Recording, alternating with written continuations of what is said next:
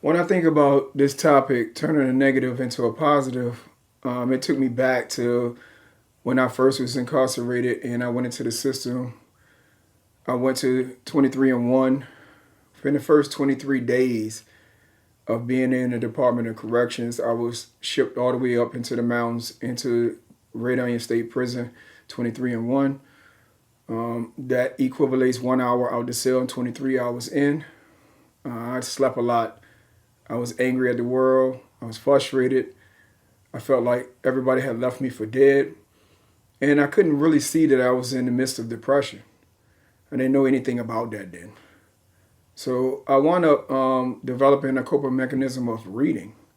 I started ordering a lot of books, started doing a lot of reading to escape my reality.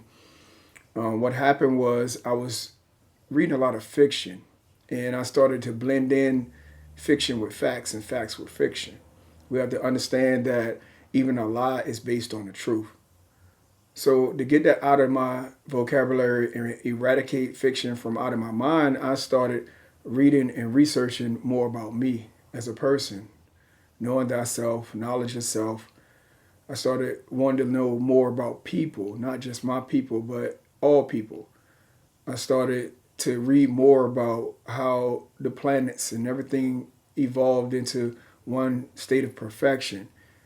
And as I was reading, I started taking notes because it became profound to me. It became exciting. It became a point where that I was learning and I was growing. And it became a part of my transformation. Those notes, 15 years later, became process groups of where that I was sitting face to face, toe to toe with other men like myself and was able to give them facts about themselves, but also give aspects of me in those aspects of what they was going through in their trials and tribulations. 16 years later, those notes became process groups and groups of other people that was trying to help too. So when they came to me, I also had additional aspects and other avenues that I could help them bring their thought into a reality or their vision into something tangible to help others. Around 17 years later, I got with a great group of guys and we established units for specialty population that would help them be able to elevate their minds and their know-how into being men, into surviving not just prison, but their re-entry into society. Upon being pardoned, those notes helped me be able to give back because I met the most beautiful and best people I have met in my life in prison. Some of the most loyal, caring, and secure men that I know are still incarcerated. And it was hard for me to transition and leave them behind. It was hard for me to move forward when I knew the mentalities and the conditioning that individuals was going through in there without the correct information education. So those notes became books. The first book that I put out was Us, Understanding Self. This book was dealing with, instead of being a product of our environment, we can be a probability. And our probabilities of our environment when we become successful from a negative environment. There's a small percentage of individuals that are not locked up, that are not in our community selling drugs, that are not in the grave from, the hazards of their environments. There's a small percentage, but they exist. There are individuals that have defied their odds, defied the probabilities that was before them because they understood who they were, where they was going, and how they was going to get there. And that's what this book was predicated on, asking the questions of who am I, where am I going, and how will I get there.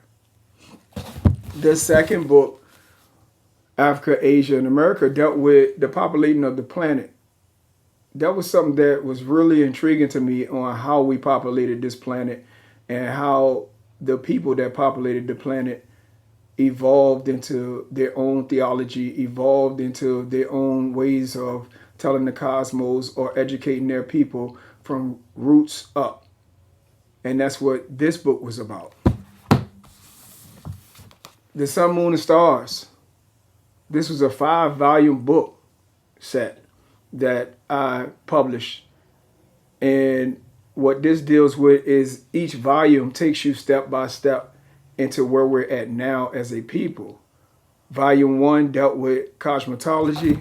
Volume 2 dealt with theology. Volume 3, his story. Volume 4, the mind. And Volume 5, the 5 human families. So this was my way of giving back. When I first got out, understand that nobody wanted to publish my books. They didn't see any profit in it.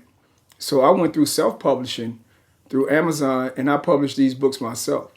And I sent them back into the prisons for free.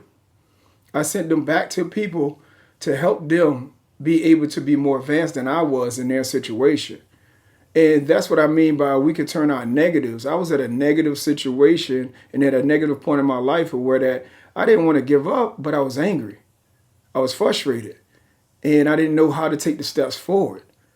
But once I started the process of doing something other than dwelling or watching somebody else live their life, once I started the processing of my own life and what I wanted to do and what I felt my purpose was, then things started to move and I didn't even know they was moving. Then things started to evolve and I started to write my history in advance without even knowing it because I was already in the process of bringing forth my positivities, but it was steps. Yes, there was resistance. Yes, there were struggles. Yes, there was opposition. Yes, there was a lot of naysayers. But I believed in my process and in myself. And I always say that faith is when determination meets destiny. So we need to understand that.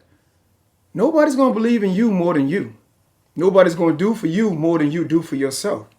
You'll have some supporters that feel that they're obligated to be there. Some family members feel obligated to support your ideas, but they will not see or believe within your concepts more than you.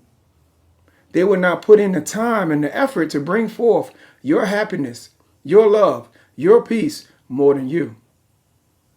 We have the power to eradicate the negativity in our surroundings and in our minds and in our bodies and in our speeches. We do, but we have to trust the process.